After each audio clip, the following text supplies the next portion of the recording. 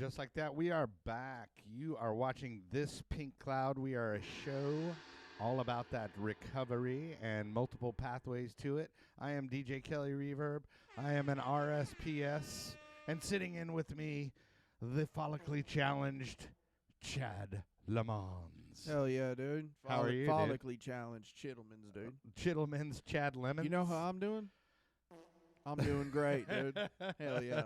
Hey, so yeah, dude, exciting. Dude, we're actually charting on Beatport. Yeah, we are number 2 right now on the Main stage? main stage releases, and then we just jumped into the top 100 of main stage, period. Yeah, so if we'll see what happens. If you're a DJ type person, be sure and support us. It's Kelly Reverb and Chad Lamons. The song's called Must Get Burned. Be sure and support us there. Yep. And also be sure and follow us here on the YouTubes. And also, if you're on any other major streaming platform, please subscribe. We're on the Spotify. We're on the Apple. We're on the platform. We're on the all of them. Yep. Yeah. But so super excited to have this guy. He's kind of cut his teeth in the rave scene about the same time I was coming up and stuff like that. And he actually is one of the people that actually remembers who I am. Hell yeah. Or who I was. But anyway, but who I will be, Chad. It's all a work in progress, right, bud? Yeah, dude. There you go.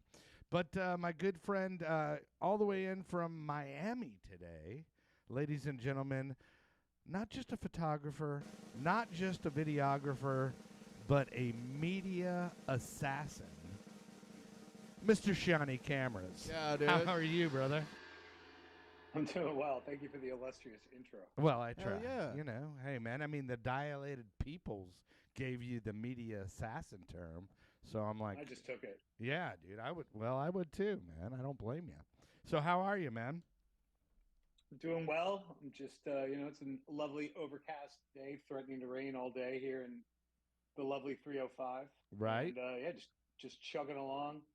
You know, been on calls and doing stuff all day, just trying to. You're a businessman. Well, I mean, you're self-employed, so you gotta hustle. Yeah, man. Especially now. It's a strange times in the freelancer industry. Oh yeah, for sure. Well, why don't you tell us, like, before we get into that part of it? Why don't we hear a little bit about your backstory, because obviously you're on a show about recovery, so I think you're in recovery, right? I am. Well, I am. Yeah, give us a little backstory of, like, the craziness. I'll just kind of give you the cliff notes. Yeah, sure. My sober date is June 26, 2017. Congrats. I have a sponsor.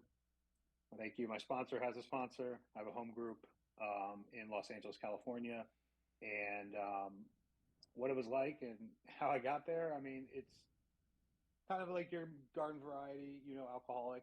I, come from a line of it. It's in both sides of my family, and kind of always knew we were, playing with fire, but obviously didn't know how conflagratory it was at such a young age. Right.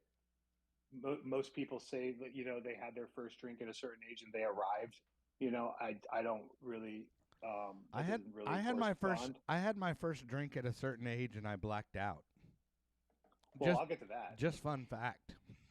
I'll get to that too. But if you want to be really technical, like my first drink, I was probably like, 1 or 2 or 3. I'm from the generation where, parents used to take like whiskey or red wine and rub it in your gums if you couldn't sleep, right? Sure. And that's fine. Like, I have no qualms against my parents for doing shit like that. I mean, I can't imagine what it's like to be a parent, period. So it's like, yeah, just here's an iPad and here's some whiskey in your gums. I didn't have an iPad. Yeah, right. I didn't have an iPad. Here's an Atari. Yeah, so here's some Jameson or a Cabernet. Yeah, right. So that was like my first, time I kind of had a drink and all that. But, I didn't try to actively really start, recreationally using until I was probably around like 12 or 13. 8th grade was probably right around that. It's when I smoked pot for the first time. And I left from private school to public school. There's no real correlation between that. It's just what happened in the same year. Private school kids are just as bad as public school kids. Hell yeah. So that's just what happened there. But, and then, yeah, like, I have an older brother who's a couple years older than me, also sober. And, I always hung out with older kids, even at a young age, and whether through him or just through church or through sports or whatever I was getting into, I was always hung out with older kids. So on the weekends, I'd go out with my brother. He was 15, 16, 17. Right. They had, we had places that you could go to. You drive to the city, and if you could put money on the counter, they'd give you 40s and shit. So right, dude. And that was you how know, it rolled, dude. Either that or like Mad Dog or something, oh something yeah. good, So something of we did the quality. we did the Boons and the Mad Dog 2020s and the Panther Ice 800s and the St. Ides and stealing from other people's liquor cabinets. My mom never kept it in the house. My parents were divorced, so like she didn't keep really anything in the house. And on the off chance we go to our grandparents' house, we do that game. We'd like take a bottle and like put water in it or whatever, or That was marry them that was together yeah, and that was shit. one of my favorite games. The Yeah, it was a the good game. vodka switch water. But I never did it. I always made my brother do it because I was like, yeah, whatever. You know what I mean? He's older. Right. He'll take the fall. Sure. So we did, we started doing that, and to be honest, like I never liked until later, like I didn't like the taste of booze. I didn't even want to really get actively, messed up. I just did it because that's what people were doing. And that's how I felt like kind of how to fit in. And, I had just a lot of issues growing up with just, my body and how I looked and feeling different, feeling like an other. I was super overweight. Right. My parents were divorced. We weren't super rich, but we grew up in a really affluent, town and county, and everybody had more than us, and everybody had stuff I wanted. So compare and despair started at a really young age, and just kind of that the effects of drugs and alcohol is what really, you know, obviously ended up appealing to me. But I didn't enjoy, Yeah, you that were trying to those tastes. escape that reality, and also it sounds like you were in a neighborhood that was, where everybody was trying to keep up with the Joneses, and the Joneses, 100%. the Joneses had like 10 million plus in the bank.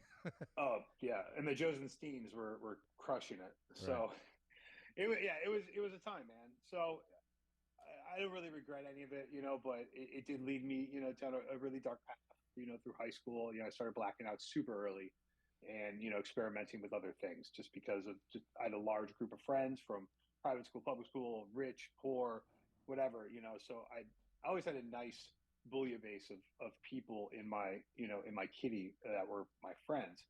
And, that evolved as I got older, as I finished high school, barely, and not barely. I did fine, but Right. just active, in blacking out. And I got a DUI at 18. Oh It's my wow. first one. Okay. And went to court the day before I left for college, and they gave me, a PBJ and 1 year unsupervised. Mm-hmm. And obviously didn't learn my lesson. Right. And through college, just obviously it's super encouraged, and so tons of blacking out, a lot of things I'm really glad I don't remember because they Mm-hmm. were really, detrimental to myself and my health. And that obviously evolved through my 20s. I'm skipping a lot, and then through my 30s. And it got to the point where I just, I knew something needed to change. I was poor. I was in debt. Right. I lived in a dining room in a row house in DC, and I could barely make ends meet. I was back in the service industry, which there's nothing wrong with, but Yeah. in my experience, can be very toxic. A lot of late nights, a lot of cocaine, a lot of whiskey. Oh yeah. A lot of just bad behaviors where you make 150 bucks in cash and you're 300 in the hole by the end of the night. Right. So, Dude, that's you know, that's like the best way you could possibly put that for sure. Right. I got away with words. Yeah, Right. dude. So it's super fun, and there's a piece of me that still loves it. But there was a point in September of the year before I got sober where I had lost I was in a short-term contract with a big ad agency where I thought was going to go to long-term, and it didn't go to long-term, and it was the end of kind of like production season in the DC area, and I had to make a choice, and the choice was I had to go back into service just to make ends meet Right. because I just couldn't pull freelancing, stuff like that. So I knew that was like the first pillar, and then I was just kind of like a ticking time bomb up until May 6th, and then May 6th I got my third DUI at that point, Mm. and What year was that? wanted it changed. That was 2017. 2017. Okay. All right. So then So, the third DUI sounds like it was the big wake up call, or well, was there's it the one that caused the paradigm shift? both. I mean, it's something that I knew it was going to come, and I had already started making plans to try to get help. I knew at the end of the year my plan was to save money through freelancing and through working in service at two different jobs in service, and then was to move to LA in around September, October of 2017 and save that money. But before even moving, I was going to check myself into a 30-day program and get clean. Mm-hmm. That was my plan. And what was And the then, they DOC? say, Was it mainly because for me it was alcohol, but then you always had the what I like to call the drinker's companion of cocaine, and oh you yeah, know. But that kind of got old for me because it was like, oh, I'm up late night and it's me and some random dude, whoever the dealer of yeah, the trying to day start a was. business. Yeah, and it's like this is like Trying this to is start a horrible. This business, is dude. trying to start a business. Hell yeah, dude. Or write a Write a rap, book. Dude, write if a we just write a rap song. Dude, if we just wrote these ideas down, dude, we'd make $1 million this year, dude. Bro, I got you. Bro, I got you. That's hilarious. so much bullshit. But Right. no, so it all obviously started from alcohol and then pot. And I was a habitual daily marijuana user. Used to smoke a lot of weed. But of course, being in the club scene and hanging out with you fucks, the DJs, And hey, don't blame us, man. there were other things that made its way into my body. Right. And cocaine was definitely a big part of it, and Mhm. pills, and I didn't shoot any heroin, but we'd take oxys once in a while recreationally. It's Right. okay, dude. I did You it all. know. I did enough of it for you. You know what I mean? Yeah, thank you. God bless. That's- God, that God was- bless you. That was my main goal. I think I was a superhero in another life that just tried to do all the drugs so nobody else had to. You know what I mean? That There was you my go. superpower. So good. of Thanks for you, falling Chad. on that. Sir. Thanks. Yeah, right. Thanks for What a hell falling of a on what a that. hell of a what a hell of a guy. sword to fall on, man. Right. Yeah, dude. Yeah. So those were the DOCs, but it was really, it was like, I know a lot of guys, it's like it starts with alcohol and then it goes to cocaine, or it starts with alcohol and then it goes to other things. And Right. that's kind of like it was with me. Like I never really called my coke dealer and be Mhm. like, yo, I need a bag because it's Friday. I would just go out and it'd be 3 a.m. and my homie's like, yo, let's go do some lines. I'm Dude, like, yeah, okay, great. the bag would find you, dude. Yeah, I didn't have to buy money. There was there was no searching. Yeah, yeah, of course. I never had to spend money. I never. Yeah, had to neither search it did out. I. It just, Yeah. it was what it was. It just So, shows up. Anyway, so I ended up, so now it's May 6th. I get out of jail, go straight to the bar because, that's the best idea. Right. Absolutely. And during the next kind of like couple months, up until June, I was trying to, figure out what my plan was. My lawyer was like, okay, well, you can do like an outpatient at Colmac, and take these classes and do this bullshit. Or you can do, Martin's Ashley, which is in Maryland, which is a really, attributed or, very accredited recovery center. And I was like, outpatient is not going to work. I've been doing it since high school, through court orders or school or whatever else I got into trouble for. I'm not doing that. And then like, also just a 30-day, I need more than 30 days and I can't do it in Maryland. And my plan was to get to California anyway. Right. So I reached out to California. my cousin who had worked in treatment as a chef and told her what had happened and said, hey, can you ask around, are there any beds available? So within a week, I was able to actually find a place that would take me in my insurance. And I already told work, I got fired from one job for showing up hammered, which was awesome because they were an absolute travesty. And well, now the was second this job, was this when you're saying jobs? Are you saying freelance work? no, this is service. Service industry. Okay. Yeah, both Gotcha. were right across the street from my house and across the street from each other. So just have to do this little triangle of debauchery and make it home with my cash if I could. That was like the game, right? It was like Frogger. It was terrible. Hell yeah. Right. Yeah. Fired from the one job, but the other job kept me on, and we were super cool. And I told them like, look, it's going to end soon. So just find a replacement. And so they kept finding a couple replacements. I trained the replacements, to take me. And then when I told them it was over, there was a seamless transition. So I didn't dick them over, which was great. So anyway, I found the place. I packed 2 bags. I paid rent for 2 months, and I went out to Orange County and started my sobriety journey at Coastline Recovery, which is no longer around. Right. Okay. Well, cool. Period. Yeah. Oh, okay. Cool.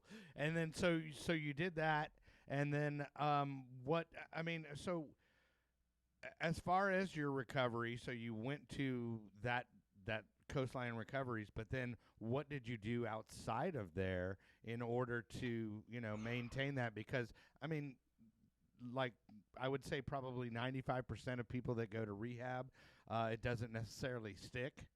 So there's like definitely a recidivism in And those recovery. numbers Yeah. are not inflated. It's Yeah. around 95 to 98%. Right. Like that's your fail rate. And Right. I knew that going in. And that was literally the story of about 98% of the, like, there was probably 100 to 200 kids that went through those doors when I was there. And this wasn't a big place. There were 2 houses and 2 sober livings at the time. About 15 people per house, 4 to 5 people per sober living. So you're looking around 40 people generally that were actively at the recovery center. So I didn't realize that I thought people were there, because I'm like naive. I'm like, oh, people like want to get help. I didn't realize that Yeah. 38 out of those fucking people had been touring the United States in various recovery centers and living off their parents' insurance and doing this dance for probably 3 to 4 years. Oh yeah, dude. Just not for sure. Not giving a fuck. Texas is a big part of it. Florida's a big Hell part yeah, of it. they are. Michigan's a big part of it. Arizona's a big part of it. And Southern California is probably like one of the worst offenders. So anyway, I'm getting off track. So bottom line is, like, I went there and I stayed for as long as I could. And I ended up staying there from June 26th until I believe August 1st, 2018. I think I stayed there. Okay. Oh wow. So it's crazy. So like I had almost like what, 9 months or what are we talking? over a year. No, that's over okay. a year. Don't make me do math, over a dude. year. Sorry, 13 dude. months. Sorry, hurts my head. Kelly was around when the Abacus the was first calendar before the Gregorian yeah, calendar no, was invented. I'm on Do you beat. need an abacus? He was yeah, he, I just he invented said. Beatport before the Great Flood, but That's they didn't right, have dude. internet back then. Actually, I was around when Beatport was invented by. I guess it was Jonas Temple and Bad Boy Bill. Yeah, Moses, I think. Yeah. Moses was the other I was guy. gonna say, yeah, exactly. So anyway, it's all predicated on insurance, and since I had never used my insurance for anything along these lines, Right. They started me, at high intensive care. What is that like? It's PHP, I think. Yeah. And started in PHP, and then of course way later went to IOP, and then OP, like way down the line. Right. So I stayed in from June 26th till December, till Christmas. I went home for, like a week for Christmas. And then when I got back, I had to change insurance carriers at the end of the year because I couldn't afford it. And I was like hitting like my mom and my dad up for cash. I couldn't afford insurance. Right. So like we dropped that insurance and got on Covered California, which and like Medi-Cal, which is like for free. And even though I told the center like found out like 2 weeks into the year, and then they booted me. So they graduated me.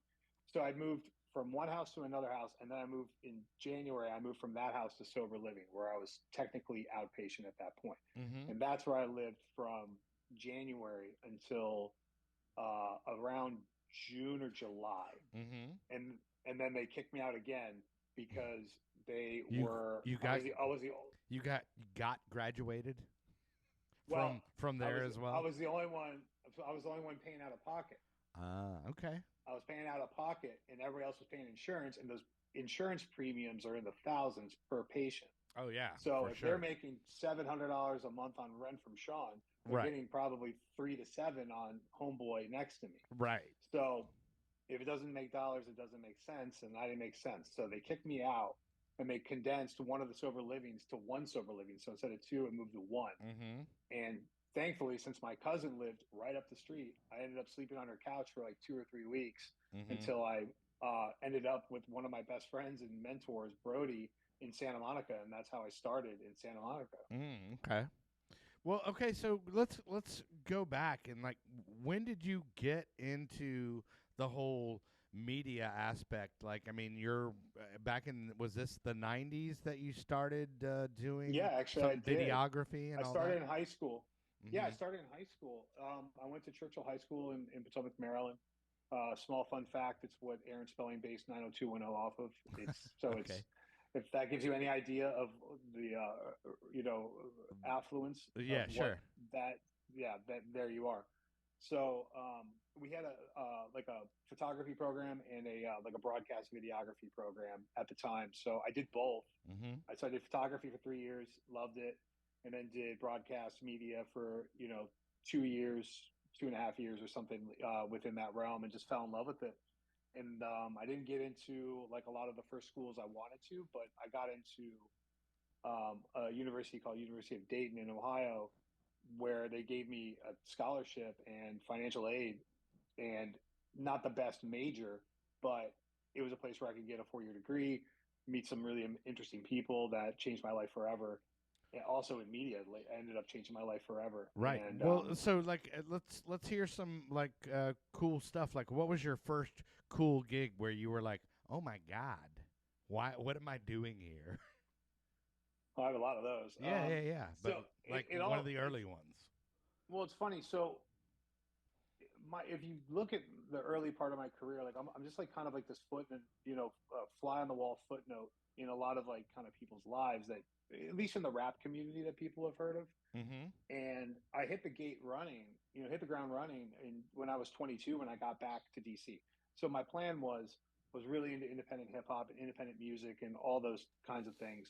And if you know anything about the Washington DC culture, DC is one of the most important but forgotten cities musically. It gave birth to go-go music. It was one of the most important jazz stops and venues and theaters in the United States of America. They also helped invent hardcore music because of Ian McKay and Fugazi. Right. Is it And Is it Ian McKay or is it Ian Mackay?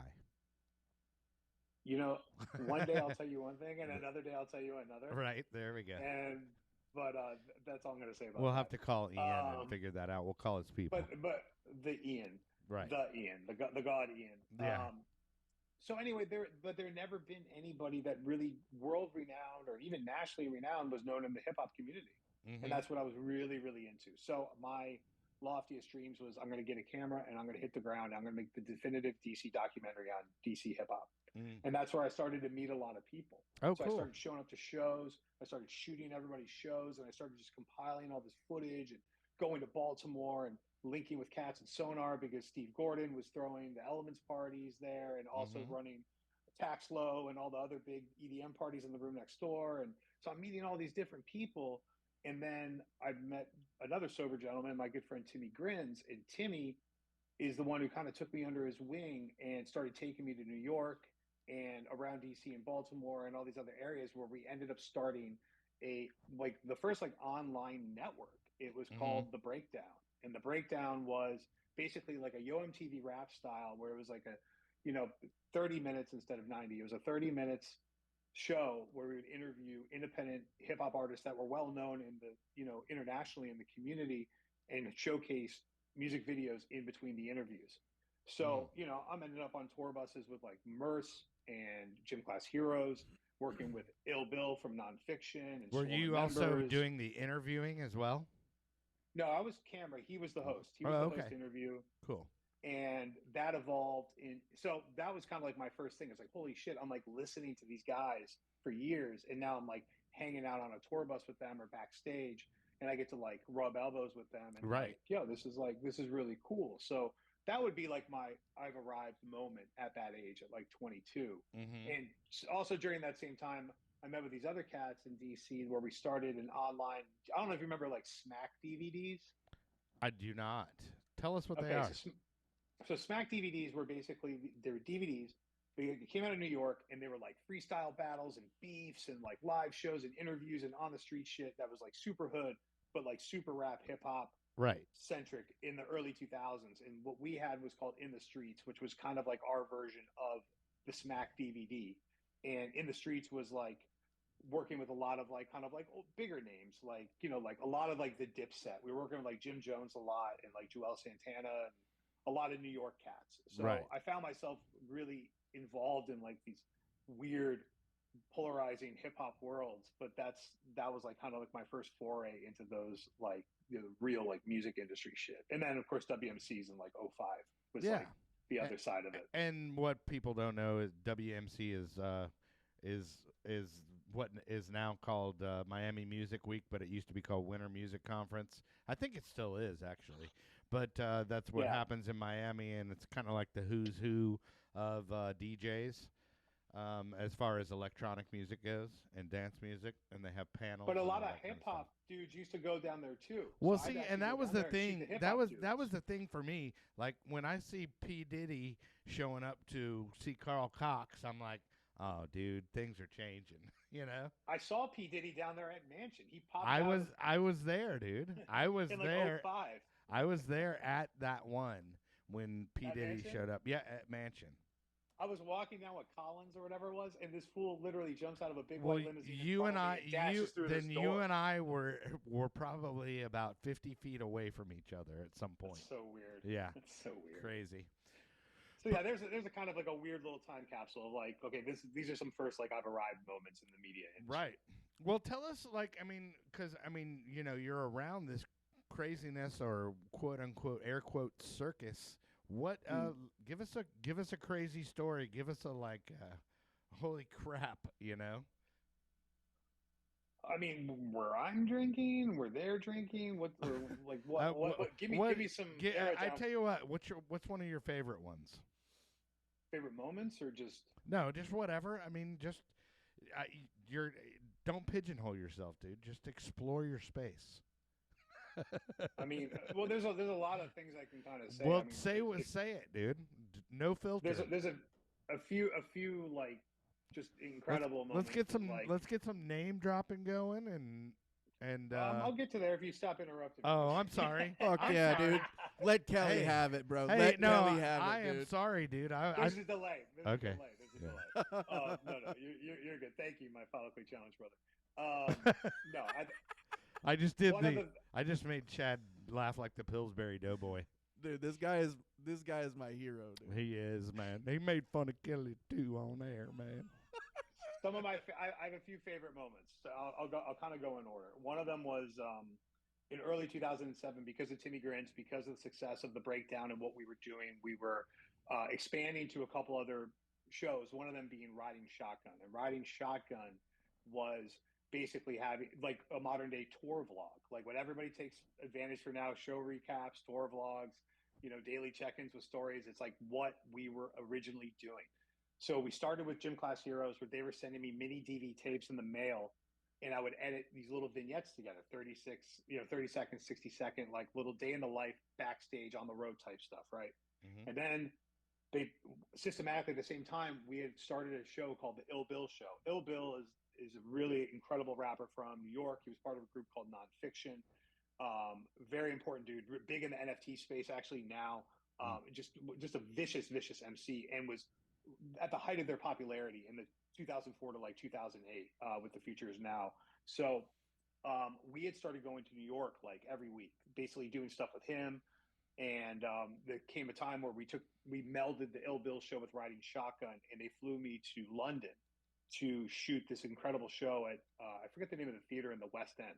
So basically, I left like Friday, flew to Chicago, took the red eye to Heathrow, went to the fucking hotel. They were in the lobby, filmed them all day, go do the show, stay out till 2 a.m, wake up at 7. Then they dropped me somewhere in the West End because they went to Scotland, and I just walked around the West End by myself in my camera for like 4 hours. It was Easter Sunday. It was absolutely gorgeous. And then I just walked across the Thames, hopped a cab, went to Heathrow, and flew home. That was a weekend. Wow. So that was pretty. That was pretty rad. Yeah, for sure, man. That sounds crazy. Like, I mean, something people would dream of, dude. And you're getting paid to be kind of on vacation there, huh? Well, it gets better. Okay. So then the real opportunity for Riding Shotgun came. And with Riding Shotgun, one of the groups that I was working with through Def Jux, Definitive Jux was a huge independent rap label started by Jamie Moline, aka LP, from one half of Run the Jewels. Started that label, and they were popping in the late 90s to mid 2000s. So one of the artists on there were called Hangar 18. Timmy, the guy from the show, managed Hangar 18 and was able to get me as a videographer to go and do riding shotgun on the 40-day tour across North America with them. So we did like 30 cities or 32 cities in like 40, 50 days across Canada and the United States. And it was absolutely incredible. You know, we did Jimmy Kimmel, which was awesome. Ozzy Osbourne was there. He did the back lot while we did the inside. So I got to like, you know, see that. And Zach Wild's there. We're shooting pool Zach Wild and fucking Sharon Osbourne in the green room. You know, that was sick. Sure. And then, you know, so we're going, so we leave New York and like we're going, you know, up through Boston and through Toronto and back, you know, through Detroit, whatever. So then we end up in Houston, Texas. And this is kind of one of my favorite stories. So we're in Houston, Texas. We're on our way to Houston, Texas from Austin. And Jamie gets a text from Bun B. If you don't know who Bun B is a legendary Houston rapper, right?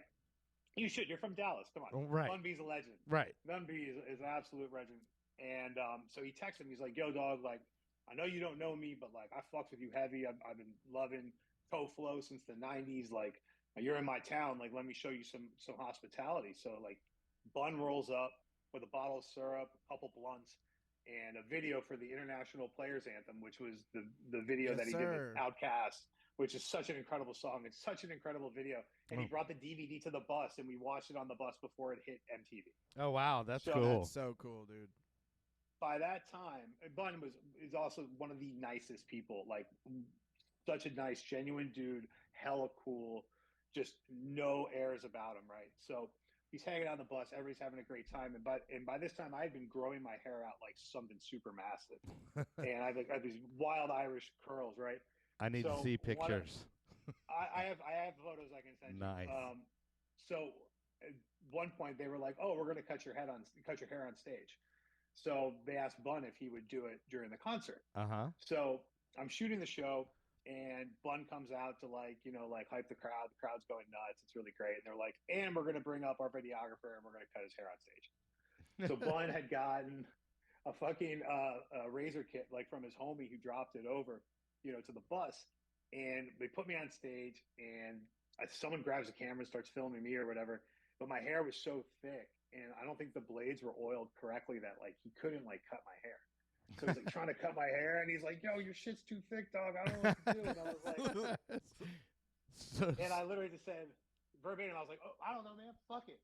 And he gave me a reverse mohawk. So he put a zipper down the front, and I got all this crazy hair.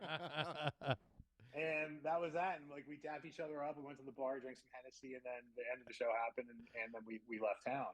That's hilarious. With the zipper head. With the zipper head, I kept that till I think we went to New Orleans after. We had like 2 or 3 days off in New Orleans, which is just the best place to have a day off or two. Right. And I don't really remember, but yes, my head did get shaved in New Orleans. Hell yeah, dude. That's the best place for your head to get shaved, really, is New Orleans, I would say. The other story. Oh, go ahead. I was going to say that leads later in life. I'm fast forwarding a bunch of years, but the other one that a lot of people know about me that is like a super, super humble brag. I actually just did a reel about it a couple months ago or a month or two ago on Instagram, just kind of bringing it back up. But I used to shoot with these guys. It's funny. I used to shoot, who's another sober guy. He started Futurola, which is like the premier like weed rolling device and rolling papers and all that stuff. Well, before that, they had a company called CCR, California Christiana Republic, a bunch of Danish guys, and they were started like this fashion label. So one of the years we ended up down at Miami Music Week in Ultra, shooting content for like, you know, a video lookbook and just going around to parties and just, you know, just doing the damn deal. I ended up on set for Migos and Carnage, who were shooting their Bricks video. So I ended up assisting Cameron and DITing that shoot for a couple days, but also we were working with like Cedric Gervais a lot, and we were working with just a few other artists shooting them. So like, you know, I'd shoot there all day and then go and shoot parties all night and then go back to set and just do that for a few days. But, you know, I was down there for like 7 to 8 days, you know, shooting parties and shooting Ultra. So one of the days I remember I was at Mecca, rest in peace Mecca, for the Smog versus Firepower party. And I was with my good friend, rest in peace, Sean Lucas, who was like, yo, there's an opportunity. We might actually link up with Slash from Guns N' Roses. Right? And I was like, why is Slash here? And he's like, yo, he's got this track with Chucky, and they're going to premiere it. I don't know if it was main stage, but it was one of the massive stages, in Ultra. And one of the guys in CCR like had to connect to Slash's wife at the time, this woman Perla, because they were all from LA together. Mm-hmm. So anyway, I get the text at like 2 a.m, and they're like, "Yo, we're good to go for like 8 a.m. Be here, and then we'll all caravan over to Slash or over to Chucky's place." So we ended up spending the next like 3 days with Slash and Chucky, just following them around, shooting content for like a documentary that it never came out, but basically just about like the fusion of EDM with metal, or just like the EDM at the time, which I hate calling EDM still, right? Electronic dance music at the Sure. time, but also with like such a vanguard pioneer like Slash. Like it just shows like the two worlds. How much footage do you have like of stuff that you could hold against people? Now, like, I mean, as far as like blackmail material, I would imagine you would have a ton. No, I'm actually, maybe I haven't gotten farther in my career because I'm actually pretty respectful about people. Yeah. Like I'll turn off the camera if I see shit go sideways, and Right. like, even like when I shoot photos for people too, like you get a lot of weird photos where people are like mid sentence and they're like, yeah, right. and so like no one ever sees them. Like I just try to think about like what would I want, like, right. What would you want out there representing you? Yeah, I get it. So I never show it, or I delete it, or I just try to find the best thing that shows them in the best light. Gotcha. And, Slash too, man, is such a fucking sweetheart, man. Like he was such a nice guy. Like we had such a good time together, and ended up like we snuck on the yacht like for 2 years in a row. Like our credentials never got like processed correctly, so we just rolled up with a bunch of red cameras and just lied through security. I always love that. Just roll up with cameras and you're good. Dude, but yeah, like realistically, you roll up with like some $100,000 cameras, bro, and like nobody's gonna tell you nobody's you can't go anywhere, you, bro. Yeah. You just gotta have your story straight and just always don't look at security. You have to look past them. Yeah, there you go. Like, the opportunity is happening over there. And that is that is good and sound advice. Hey, real quick, we gotta throw to our sponsor, Seannie. So real quick, we have the Lone Star Injury Attorneys, and that is if you go to thispinklawyer.com, it will take you to their website. Ask for Max the Axe via email, and he will get back to you. They are the best as far as results for personal injury law. They practice in Texas and California, so that is thispinklawyer.com. Check them out. And then our new sponsor, which is Stepping Stones Sober Living, and Chad is going to take the dialogue on this one. Yeah, dude. So this is my buddy Joe out in McKinney, and they had AI write them a commercial. So I did it last week in my Morgan Freeman accent. Let's see what I can muster up today. Which voice are we going for today? Which Chad are we going for today? Are we going for I'm not sure, dude. I've had enough Mio and enough Starbucks to really, really push the boundaries on the accent. Let's hear it, bud. Are you or someone you know struggling with addiction and looking for a safe and supportive environment to begin the road to recovery? Well, Stepping Stones Sober Living is the place to go. We know that firsthand the journey to sobriety can seem impossible, but you never have to do it alone. Our community provides the support and encouragement you need to stay on track and achieve your recovery goals.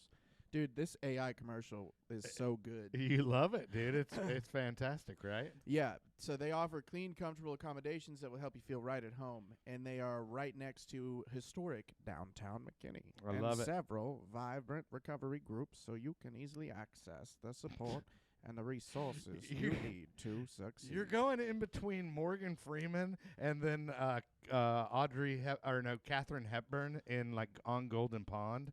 Like you say that like I know what that means. You're my knight in shining armor, and don't you ever forget it. Yeah. But anyway, hit them up. Stepping Stones Sober Living. the number is 920-454-0569. Once again, that is 920-454-0569.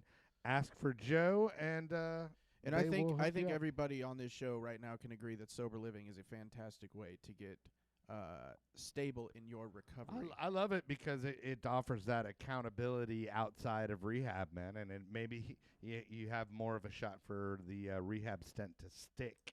Hell yeah. You know? So anyway, Work if you work it. yeah, there. Hey, there And you you're go. worth it, so work it.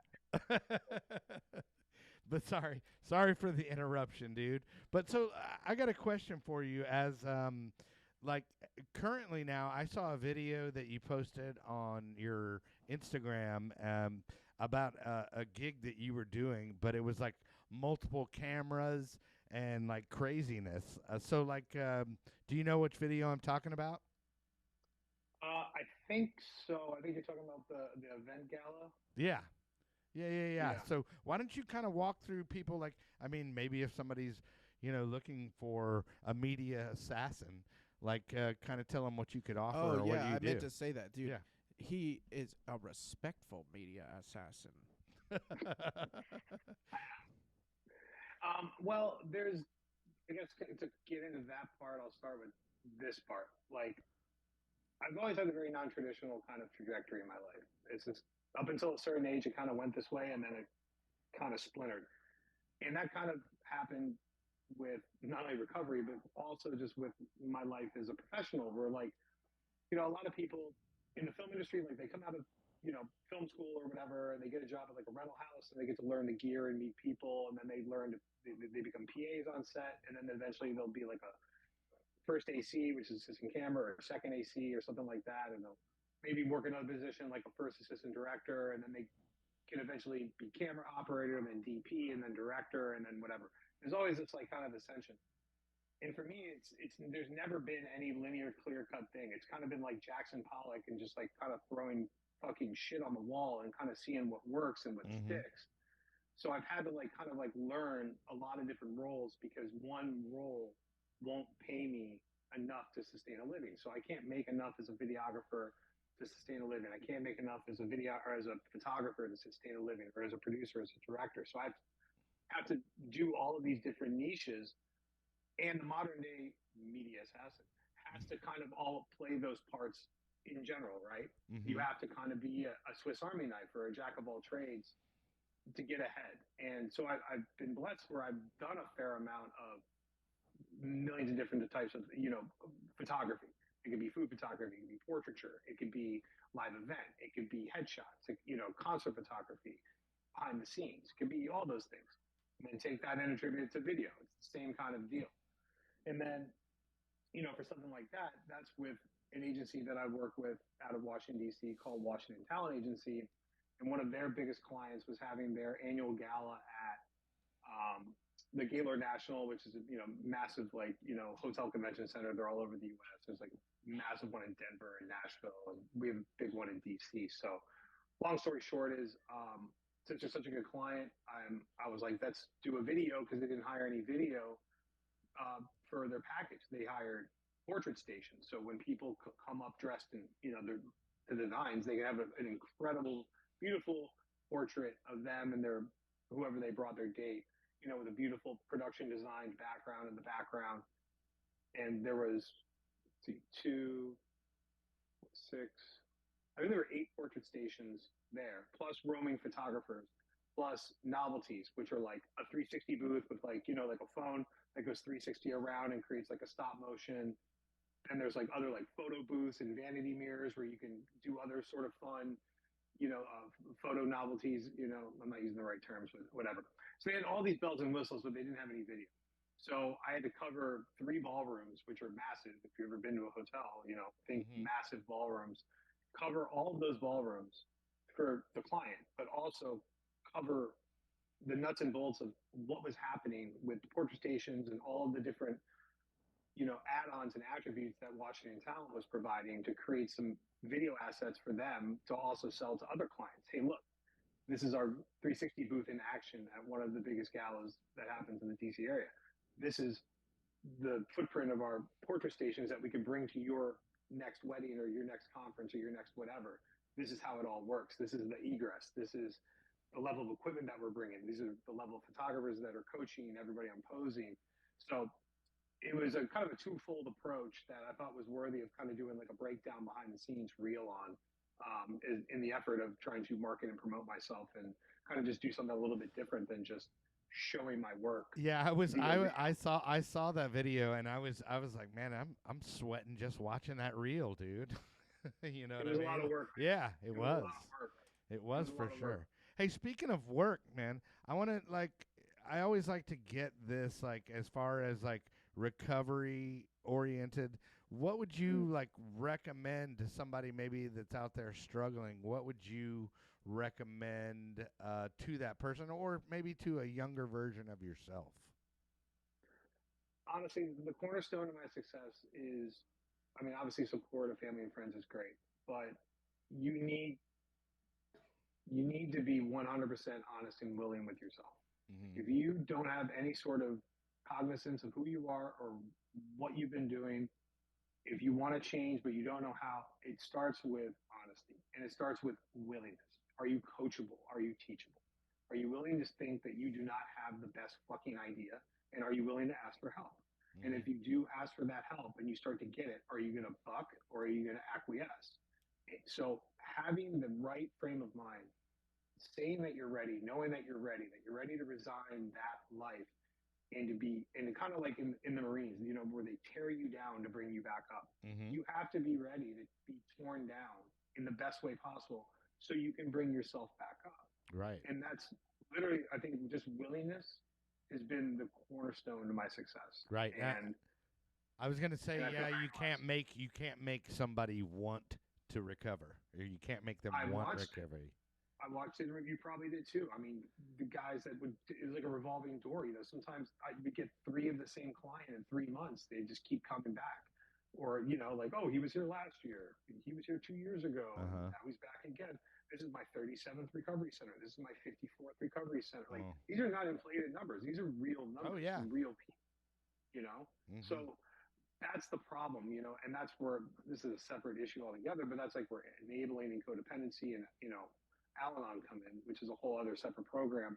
But it's where parents are like, they want to help their kids, they want to be good parents, so they just, you know, Johnny gets a fucking drug problem, they put him in rehab. Johnny's 22, he doesn't give a shit, Dude, Johnny you wants to know, go. Johnny wants to go to Malibu for 30 right? days, dude. He wants to learn equine therapy. There you So go. That's my favorite, the equine therapy.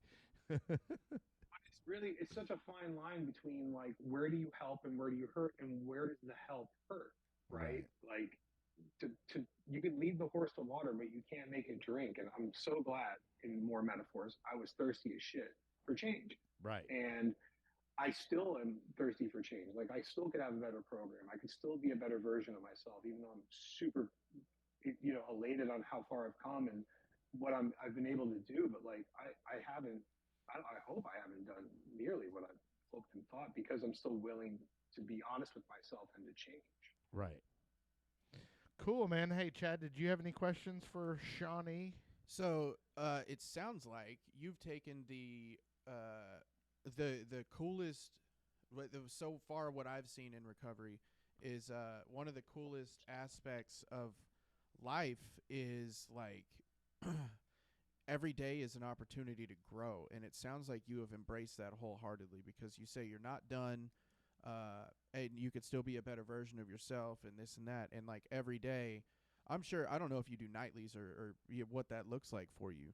You know what I mean? But when you practice the principles, it seems that you would be growing, or you would be focused on the growth ahead and how you could do this better, how you could do that better, and then it starts spilling over in your daily life.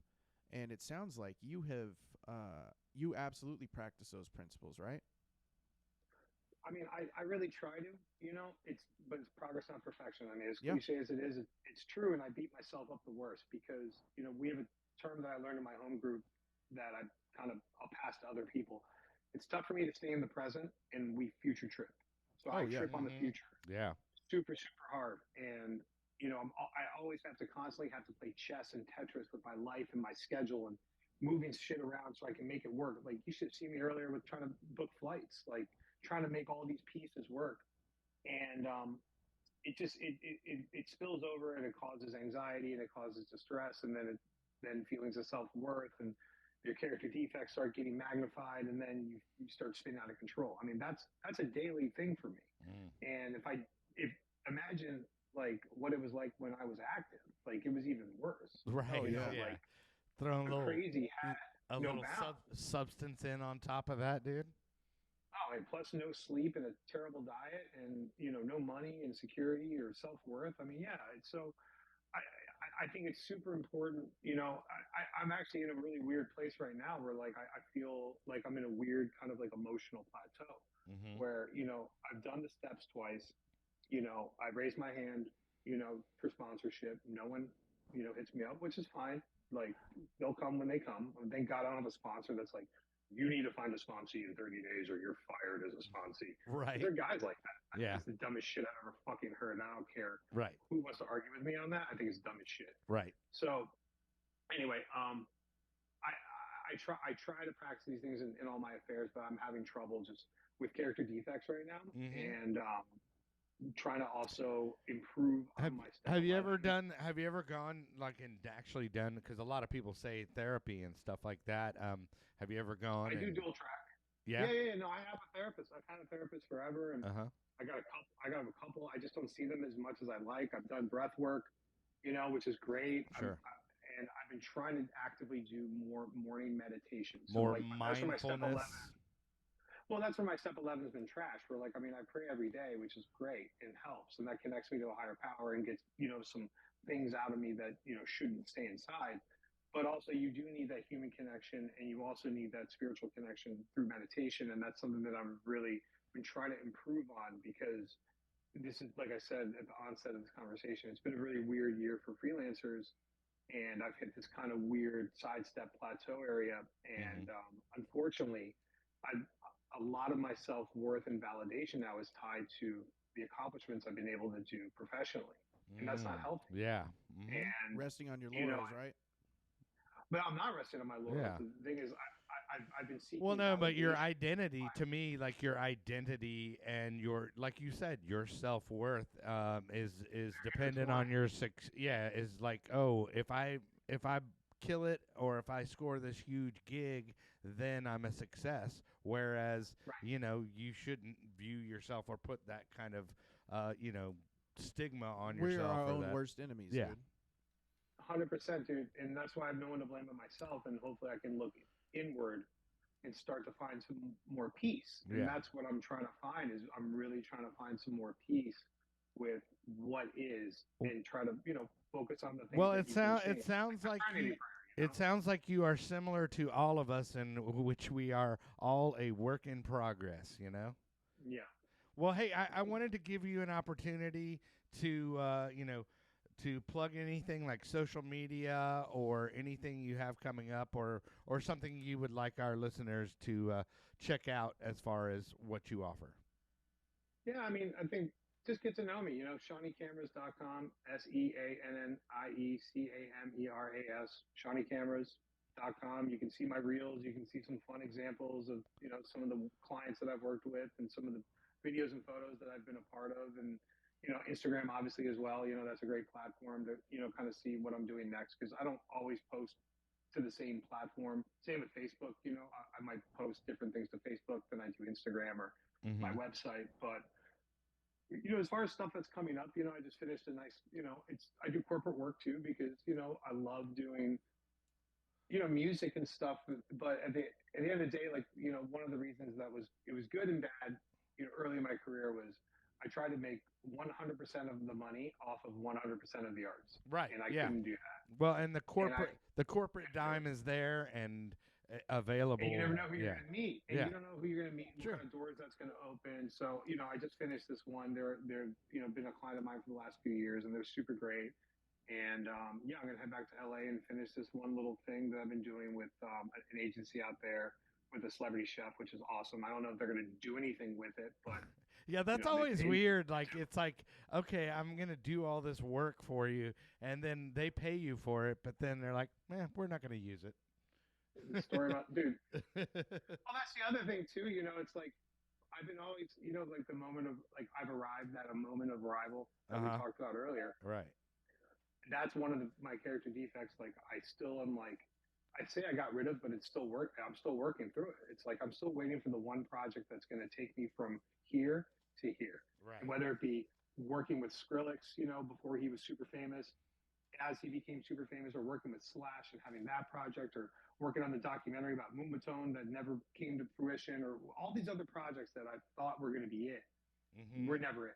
Right. So it's you just never know where it's going to end up or what is going to be the one, and that's that's a lot to say about. Yeah, no. Well, I mean, I hope that you find that contentment and acceptance of yourself.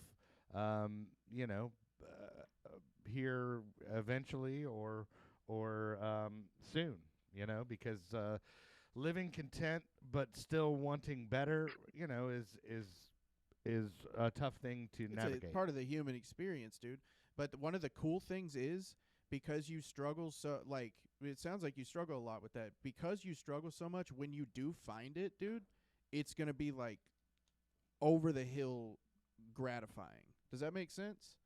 Like because it'll mean that much more to you when you do find, because it's just part of it's just a building block, dude. You know what I'm saying? That's all everything is. It's just a giant set of building blocks that we keep building for ourselves.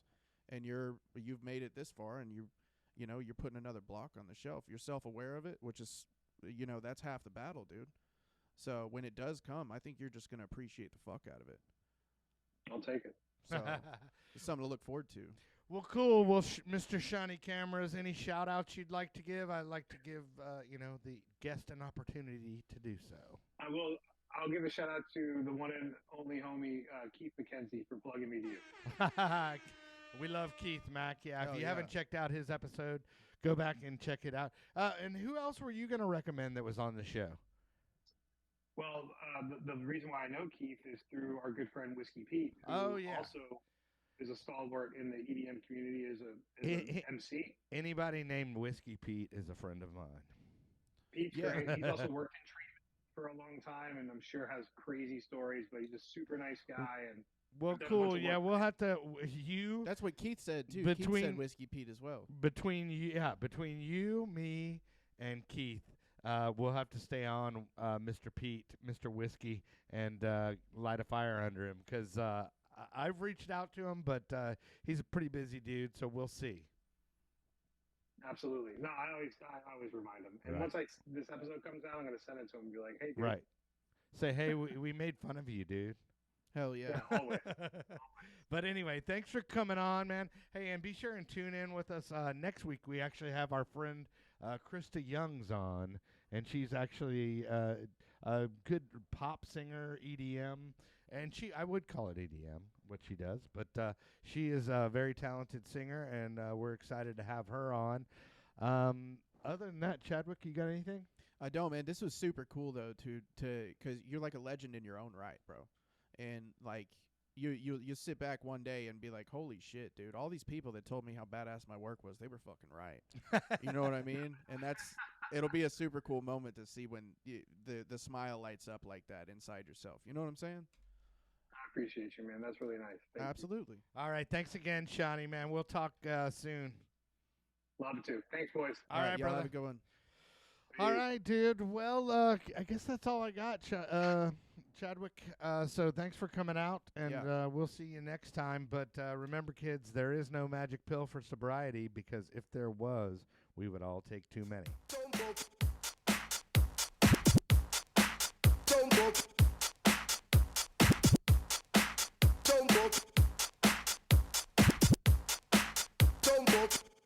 Drop the ball down.